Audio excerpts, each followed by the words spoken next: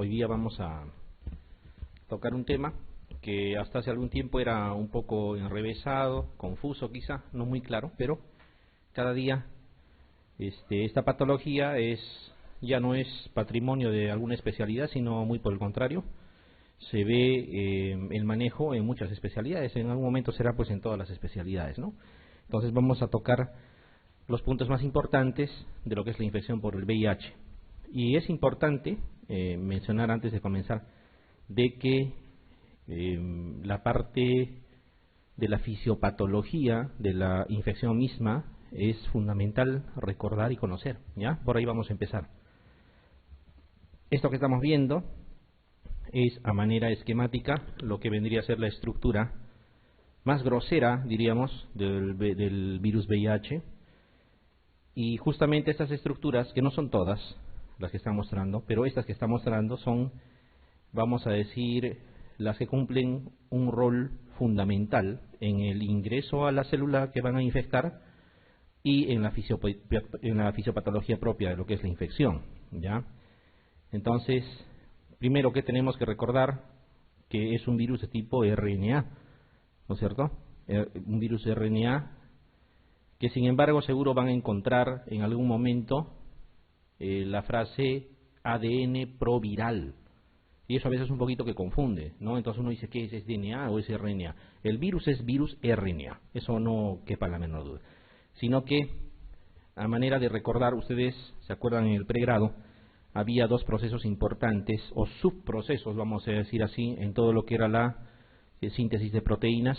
Siempre nos colocaban tres nombrecitos con unas flechitas que deben acordarse. Decía DNA, RNA, proteínas, y nos decían transcripción, traducción, se deben acordar, ¿ya? Entonces, esa situación, recordarla, es justamente la que nos va a llevar a definir bien por qué le llaman un retrovirus. Entonces, acuérdense, las células, ya en general todas, con excepción de los retrovirus, hacen la síntesis de proteínas partiendo de DNA hacia RNA, y de RNA a proteínas es traducción, ¿ya? Lo que sucede es que estos virus son la excepción, hacen un proceso inverso, parten más bien de RNA hacia DNA, o sea, a lo revés, vamos a decir, de lo que comúnmente hacen el resto de las células, ¿ya? Es por eso que se les llama retrovirus, de ahí viene el nombre de retrovirus. Y en los retrovirus está pues el VIH-1, el VIH tipo 2 y los virus HTLV-1, ¿no?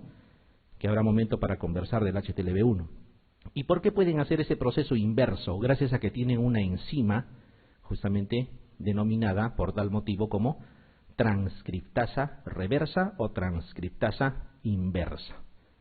Ya, ese es más o menos el preámbulo de lo que uno debe de asumir antes de estudiar el VIH. Bueno, aquí hay algunas estructuras, las que estamos mostrando. Bien, más o menos la cosa es así. De toda esta estructura nos ubicamos primero en la parte externa, ¿ya? En la parte externa, en la capa lipídica, que es la parte más externa del virus, vamos a decir la capa que envuelve al virus.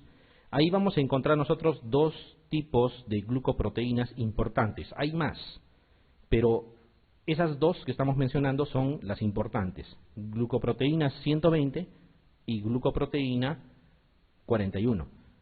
Abreviado le llaman GP120 de glucoproteína, obviamente, y el otro es GP41.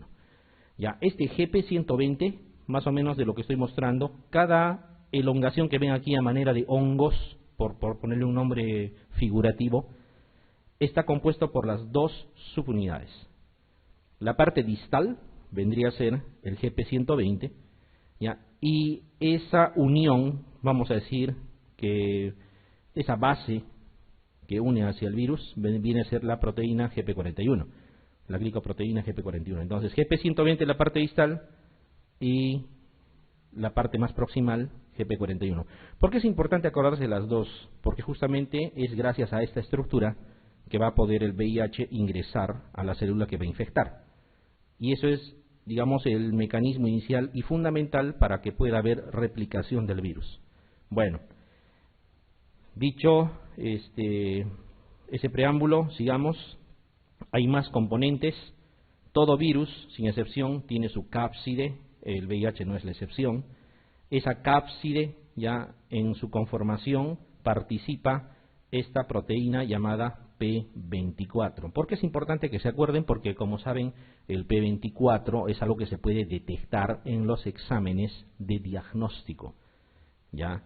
¿Dónde se encuentra el P24? En la cápside. Se les puede ocurrir preguntar, quizá. ¿Ya? En la cápside se encuentra el P24. Hay 3 enzimas que nos debe interesar. ¿Ya? 3 enzimas. La transcriptasa reversa, que ya hemos comentado. Y hay 2 más. Una es la integrasa y la otra es la proteasa. Son 3. 3 importantes que cumplen roles muy bien definidos y que los 3 tienen que actuar para que pueda haber replicación e infección de células por este virus. ¿Ya? Entonces, transcriptasa reversa, integrasa y proteasa. Son 3. Y es más, actúan en ese orden. Primero la transcriptasa reversa, luego la integrasa y al final actúa la proteasa. ¿Qué más debemos de acordarnos? Hay una matriz. Esto ya es no tan importante, pero sí es importante desde el punto de vista de que, como son partes, digamos, las más resaltantes del virus, quizá podría ser motivo de pregunta. El P17, ¿ya? Hay que acordarse, el P17 conforma la matriz. Ya hemos dicho que el P24 la cápside. En la capa externa hay 2 estructuras que también lo hemos mencionado, GP120 y GP41, 3 enzimas. El genoma es de tipo RNA, ¿ya? RNA es un virus RNA y tiene este tipo de genes, unos genes que le van a llamar estructurales y hay genes reguladores. Acuérdense de que son 3 los genes estructurales y son 6 los genes reguladores. Eso fundamentalmente. Que se acuerden nombre por nombre, los genes en realidad no tiene mucha trascendencia. Quizá el importante es el gen POL, ¿ya? Que va a regular la participación, ya a pesar de ser un gen estructural, de las enzimas. Entonces, ¿cuál es el gen relacionado directamente con la integrasa, con la proteasa, con la transcriptasa reversa, que son las enzimas? Es el gen POL, ¿ya? El gen POL, que es un gen estructural, no es un gen regulador, ¿ya? Es un gen estructural. El otro gen estructural importante, el EM, tiene que ver con la regulación de otro tipo de glicoproteínas que van a ser detectados en el Western blot. Ya lo vamos a ir viendo según vayamos avanzando.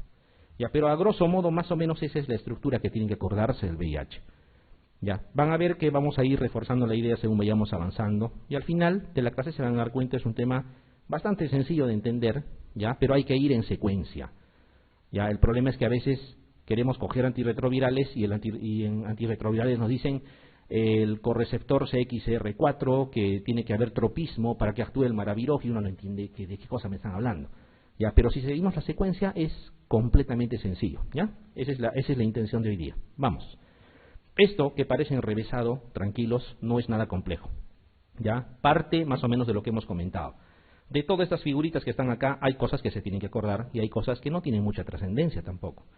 Quizás si hicieran la especialidad, bueno, tendrían que ser un poco detallosos, pero estamos tratando de sacar lo que van a, digamos, lo que les va a servir para motivos de pregunta, ¿ya? Entonces por ahí vamos a partir.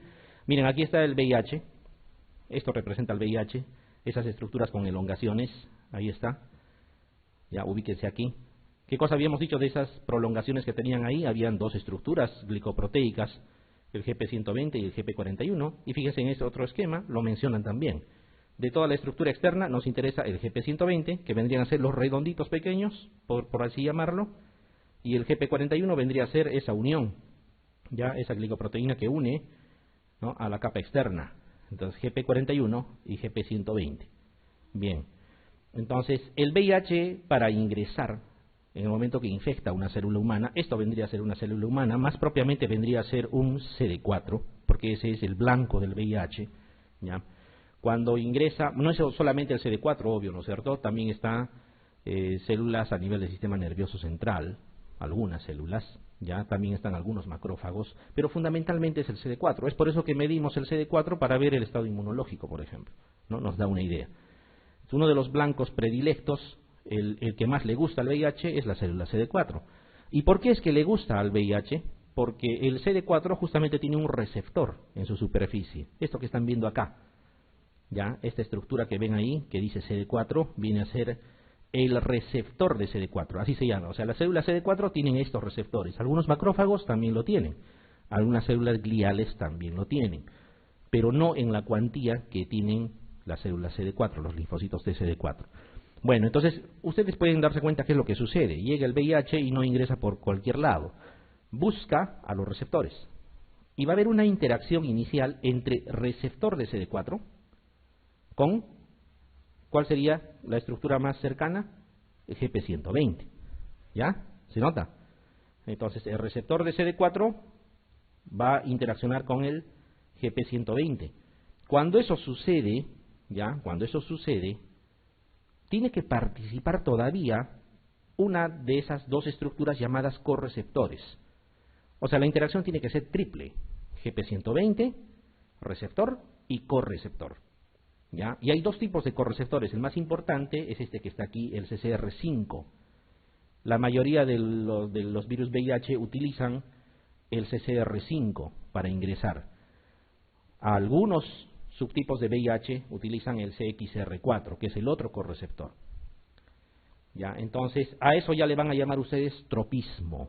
Habrá algunos VIH que tienen tropismo por el CCR5 y habrá otros VIH que tienen tropismo por el CXR4. ¿Ya? O sea, a algunos les gusta el CCR5 y a otros les gusta el CXR4. El que más comúnmente participa es el CCR5, el principal correceptor para el ingreso a la célula. ¿Ya? Entonces, nuevamente lo repetimos esta parte porque para mí es importante que recuerden. Llega el VIH, lo primero, interacción GP120 con receptor, participación de uno de los correceptores, generalmente el CCR5, a veces el CXR4. Cuando eso sucede, con esa triple interacción, recién se pueden fusionar ambas membranas del VIH con la membrana del CD4, y habiendo eso sucedido, obviamente, va a ser posible el ingreso del material genético, de la cápside del virus. Ya, ingresa, ¿qué tipo de material genético era? RNA, ¿ya? Es RNA. Ingresa ese RNA, ¿ya? Y hace un proceso inverso a lo que todas las células comúnmente hacen. O sea, se va de RNA hacia ¿qué? Hacia DNA, a lo revés de lo que debiera ser en el resto de las células. ¿Gracias a qué enzima? A la transcriptasa reversa. Entonces ingresa, miren, el RNA, y ese RNA que está aquí, lo que estoy señalando, son hebras simples, se van a enrolar y formar un DNA. Para que eso suceda, que es a la inversa de lo que debería suceder, participa la enzima transcriptasa reversa.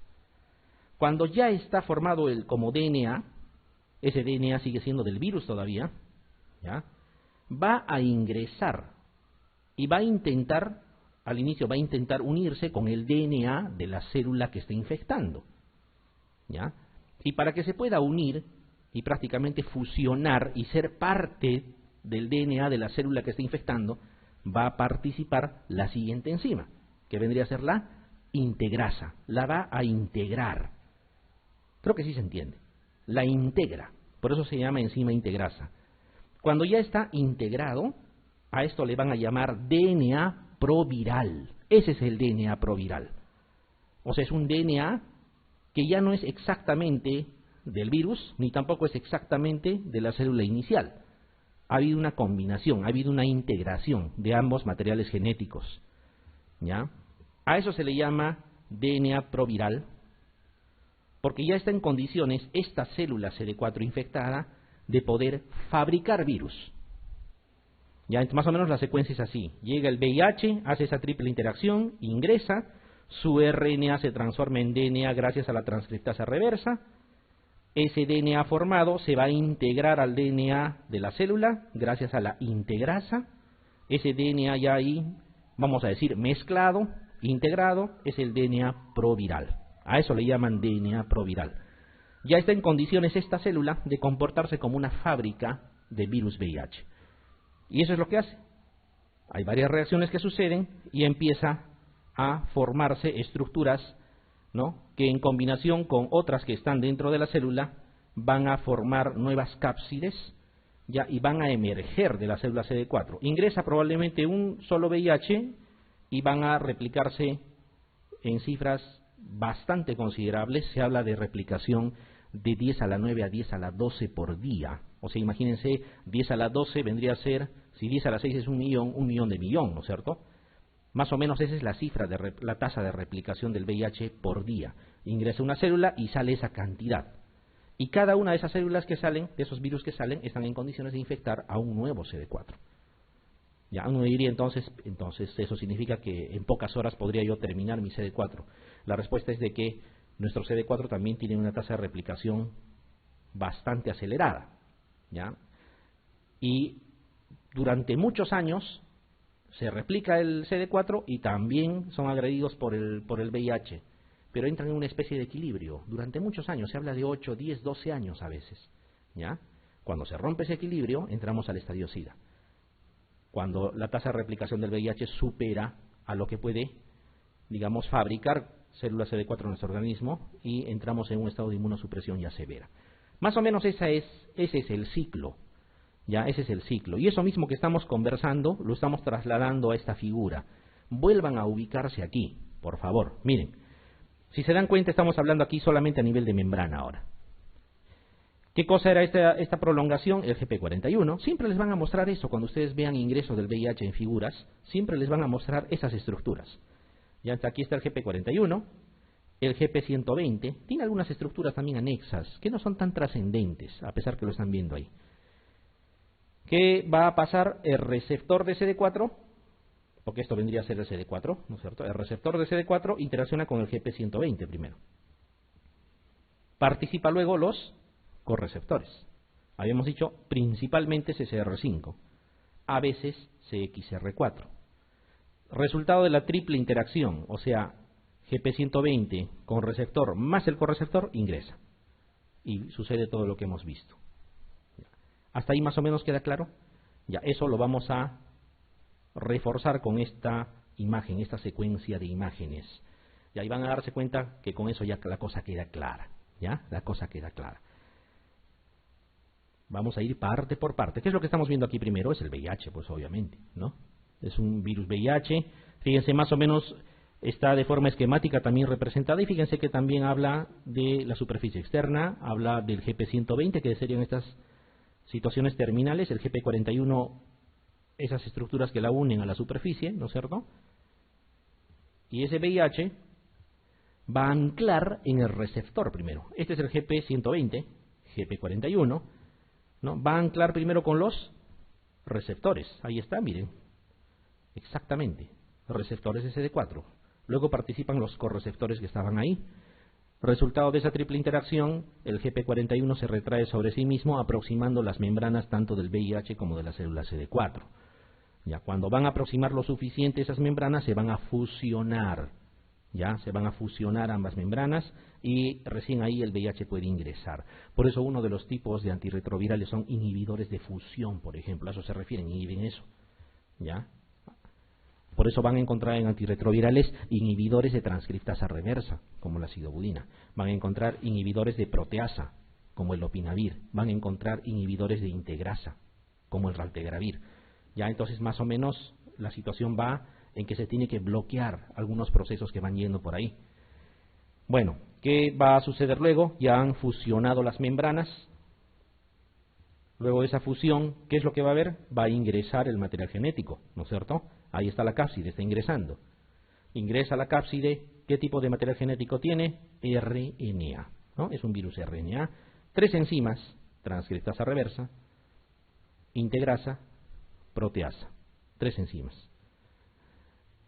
Esto que están viendo es el proceso de transcripción inversa. Fíjense, el RNA de una sola cadena se va a transformar gracias a la transcriptasa reversa, ¿en qué? En DNA. ¿No? Un proceso inverso a lo que deberíamos esperar. ¿Qué está pasando aquí? Se está integrando gracias a la integrasa. Ya se integró. ¿No? Visualmente es mucho más simple. Cuando ya se ha integrado, ¿qué es lo que pasaba? Este era el DNA proviral. Estaba en condiciones de fabricar virus. ¿Ya?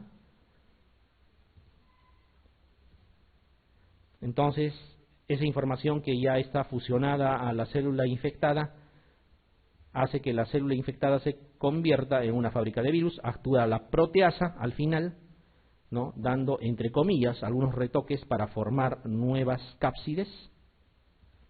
Ahí está, con todos sus componentes, con sus 3 enzimas, y las cápsides formadas, que son muchas en comparación a la que ingresó, empiezan a emerger. Obviamente ese CD4 ya no es útil para lo que era inicialmente, pero sí fabrica virus. Entró uno, probablemente, un virus, y van a salir miles. Como hemos dicho, de 10 a la 9 a 10 a la 12, más o menos, por día. Ya emergen. Y cada uno de esos virus que están emergiendo tienen las condiciones para poder infectar a un nuevo CD4. ¿Se entiende el resumen? Más o menos es lo mismo que hemos dicho al inicio, lo mismo que estamos comentando ahora. Bien, algunas cosas a considerar. Este proceso que están viendo, las primeras 72 horas se lleva a cabo a nivel de sangre nada más, ¿ya? A nivel hemático. Porque pasadas las 72 horas, con toda seguridad que ese virus ya se ha alojado en el sistema retículo endotelial, que para términos médicos, así lo han denominado, le llaman los santuarios. Ya cuando escuchen o lean santuarios, entre comillas, significa, entre otras cosas, sistema retículo endotelial, ganglios linfáticos, por ejemplo. Cuando se han alojado en esa zona los virus, que es ya pasada las 72 horas, entran muchos de ellos en estado de latencia. Y cuando entran en estado de latencia, obviamente no se están replicando. Y al no replicarse, así tú tomes antirretrovirales, simplemente no va a pasar nada. Si yo tomo un inhibidor de transcriptasa reversa, ¿qué va a suceder? No va a suceder nada si no está actuando la transcriptasa reversa. Entonces son inmunes a los antirretrovirales, esos virus que están en estado de latencia, ¿ya? Y pueden quedar por mucho tiempo en estado de latencia, y algunos sí están replicando, obviamente. Entonces, cuando uno toma antirretrovirales, pasadas las 72 horas, uno va a eliminar los virus que están en fase replicativa, ¿ya? Pero no aquellos que están en estado de latencia, ubicados a nivel del sistema retículo endotelial. Eso hace de que uno puede tomar de por vida el tratamiento, se mantiene con carga viral indetectable, los CD4 suben, ¿ya? Pero todos los días de ese sistema retículo endotelial, de esos santuarios, van saliendo virus que estaban en estado de latencia y salen a replicarse. Como uno toma todos los días el tratamiento, sigues matando los virus. Pero el lugar exacto donde están, ¿ya?, así que llegue bien al sistema retículo endotelial los antirretrovirales, como están en estado de latencia, no le va a pasar nada. Ese es el gran problema de tratar el VIH. Ahora, ¿por qué he hablado de las primeras 72 horas? Porque en teoría, si una persona tomara tratamiento antirretroviral agresivo en las primeras 72 horas de la infección, o mejor aún, en las primeras 8 horas, evitaríamos, acuérdense que solamente estaba en sangre en esas horas iniciales, evitaríamos que lleguen a esos sitios donde entran en estado de latencia. Y podríamos eliminar, es más, se elimina, está demostrado, ya, los virus que han infectado al humano. ¿Ya? Pero eso no se llama curar la infección, eso se llama abortar la infección. No sé si el término se puede diferenciar. No es una cura, es abortar la infección, o sea, hacer que no se complete el proceso mismo de infección, que más o menos que completaría en 72 horas. Es por eso que cuando existe accidentes punzocortantes con material contaminado, con sangre, por ejemplo, que proviene de un paciente con VIH, nosotros de inmediato, en las primeras horas, brindamos el tratamiento, ¿ya? Y prácticamente no existe casos de seroconversión, ¿ya? Porque funciona. Lo mismo es cuando existe, por ejemplo, agresión sexual, ¿ya? También se otorga ese tratamiento a las personas que han sido agredidas, e incluso a los que han tenido exposición sexual, ¿ya? Y tienen el riesgo de haberse infectado, también se puede utilizar el tratamiento antirretroviral. Pero con eso más o menos lo que les quiero aclarar es que no es que se cura la infección, se aborta la infección, porque el proceso de infección dura todo ese tiempo. Estás cortando a tiempo todavía, antes de que lleguen a lugares donde van a entrar en fase de latencia algunos virus. ¿Se entendió más o menos el ciclo? ¿Sí? Ya. Si les preguntaran así, ya la cosa se va haciendo mucho más clara. Les dicen sobre la estructura del VIH, ¿no? Indique la alternativa que no corresponde. Siempre con calma, por muy simple que sea la pregunta. Primero dice, su genoma está compuesto por RNA, y estamos de acuerdo, es un virus RNA, ¿no es cierto? Entonces eso sí está bien. El otro dice, posee 3 genes estructurales, también, y tiene 6 genes que son reguladores. Dice, el GP41 se ubica a nivel del núcleo. ¿Qué opinan? ¿Dónde estaba el GP41? ¿Se acuerdan? Por eso que era importante recordarse esas estructuras, y generalmente eso es lo que les van a preguntar. Estaba afuera, en la capa externa, ¿no? GP41 era la elongación y la parte distal era el GP120. Entonces no puede estar en el núcleo, no está adentro, está fuera, ¿ya? Está fuera. Entonces no es correcto, ¿no es cierto? Definitivamente la C. En un examen, si yo encuentro o detecto una pregunta así y no hay todas las anteriores, listo, marco, esa es definitivamente tiene que ser. Sin embargo, como estamos en clase, vamos a ver las otras dos que nos pueden aportar. Dice, la proteína P24 forma parte de la cápside. Por supuesto que sí, sí forma parte de la cápside. Y el otro dice, el gen POL regula la enzima integrasa. También, no solo la integrasa, sino la proteasa y la transcriptasa reversa. Las 3 enzimas tenían que ver con el gen POL. Está clara la primera pregunta, ¿ya? Por eso les digo, es cuestión de ordenarnos en el tema. Si uno se ordena en el tema, la cosa es sencilla. Claro, hay que volverlo a leer, ¿no? En lo posible, ¿no? Pero no es complejo como a veces parece. Otro gran problema es que cuando uno revisa de los resúmenes el tema, es una cara, todo VIH, en un texto, y está tan comprimido que es un poco complicado entenderlo con todos los datos que te dan. Pero si tú ya has repasado el tema, ahí sí es mucho más fácil, ¿ya? Ahí sí es mucho más fácil. A ver esto de acá. Pregunta de seguro que les va a parecer recontra sencilla. Dice, la primera interacción entre el VIH y las células humanas al momento de la infección. ¿Cuál es la primera interacción? Transcripción reversa, dice. No, ¿no es cierto? La transcripción reversa ya es cuando ha ingresado el VIH. El otro dice interacción CCR5 con receptores CD4. Tampoco, porque tanto el CCR5, el CXR4 y los receptores están en la misma célula, no tienen que interactuar previamente. Unión GP120 con receptores CD4, eso sí, eso es lo primero que sucede. Llega el VIH, se une GP120 con el receptor, participa el correceptor, se fusionan membranas e ingresa, ¿no es cierto? Entonces la alternativa C también es la correcta. Porque miren, el otro dice unión GP41 con GP120, ya están unidos, es parte de su estructura, no tienen que unirse previamente, ya están unidos. Y el otro dice interacción, vamos a decir así, entre los dos correceptores, nada que ver tampoco. Sencilla la pregunta, ¿no es cierto? Bien.